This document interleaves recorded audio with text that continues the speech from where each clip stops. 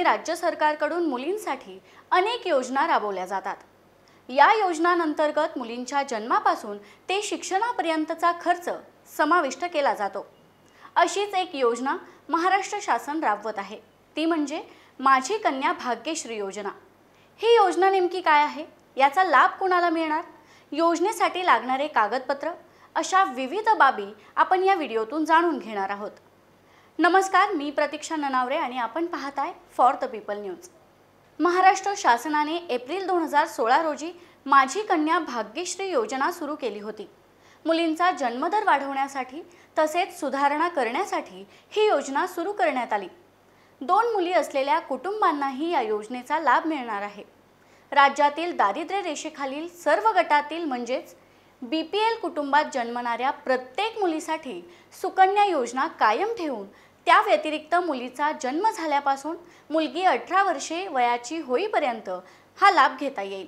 या योजनेअंतर्गत महाराष्ट्र सरकार मुलींच्या जन्मानंतर 50,000 रुपये देते।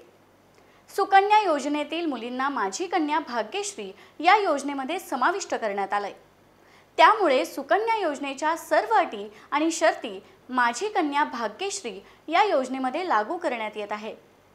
माझी कन्या भाग्यश्री या योजनेचा लाभ कसा घ्याल हे देखील बघूयात। माझी कन्या भाग्यश्री योजनेचा लाभ घेण्यासाठी महाराष्ट्राचे कायमस्वरूपी रहिवासी असणे आवश्यक आहे। या योजनेअंतर्गत आई आणि मुलीच्या नावाने बँकेत संयुक्त खाते उघडले जाते। यावर 1 लाख रुपयांचा अपघात विमा आणि 5,000 रुपयांचा ओव्हरड्राफ्ट उपलब्ध आहे। मुलीच्या जन्मानंतर पालकांना नसबंदी करून घ्यायची असेल तर त्यांना 50,000 रुपये मिळतात।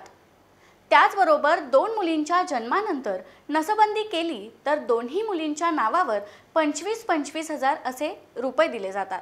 योजना सर्व गटातील दारिद्र्य रेषेखालील तसेच दारिद्र्य रेषेवरील एपीएल म्हणजेच ज्यांचे वार्षिक उत्पन्न 1 लाख रुपयांपेक्षा कमी आहे अशा रेशन कार्ड धारक 2 मुलींना लागू असेल।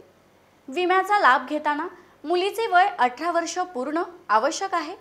तसेच 10वी उत्तीर्ण होणे व ती मुलगी 18 वर्ष पूर्ण होईपर्यंत अविवाहित आवश्यक आहे। अर्ज करताना मुलीचे जन्म नोंदणी प्रमाणपत्र आवश्यक आहे।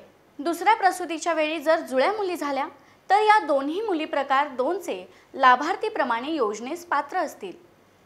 त्याचप्रमाणे बालगृहातील अनाथ मुलींसाठी ही योजना लागू आहे। समजा एखाद्या परिवाराने अनाथ मुलगी दत्तक घेतली असेल तर सदर मुलीला त्यांची प्रथम मुलगी मानून या योजनेचा लाभ घेता येईल। माझी कन्या भाग्यश्री योजनेअंतर्गत मिळालेले पैसे मुलीच्या शिक्षणासाठी वापरता येतील। आता या योजनेसाठी कोणती कागदपत्रे लागतील हे देखील बघूयात। आधार कार्ड असणे आवश्यक आहे। आई किंवा मुलीचे बँक खाते पासबुक आवश्यक आहे। मोबाईल फोन नंबर, पासपोर्ट आकाराचा फोटो, रहिवासी पत्ता पुरावा असावा, उत्पन्नाचा दाखला असावा। तिसरे अपत्य असले तरी या योजनेअंतर्गत फक्त 2 मुलींच्या नावाने लाभ घेता येतो। या योजनेसाठी अर्ज करणं खूप सोपं आहे। यामध्ये तुम्हाला कोणत्याही प्रकारची अडचण येणार नाही। माझी कन्या भाग्यश्री योजनेत नोंदणी करण्यासाठी तुम्हाला महाराष्ट्र सरकारच्या अधिकृत वेबसाईटला भेट द्यावी लागेल। यानंतर फॉर्म डाउनलोड करावा लागेल, तो काळजीपूर्वक वाचून भरावा लागेल।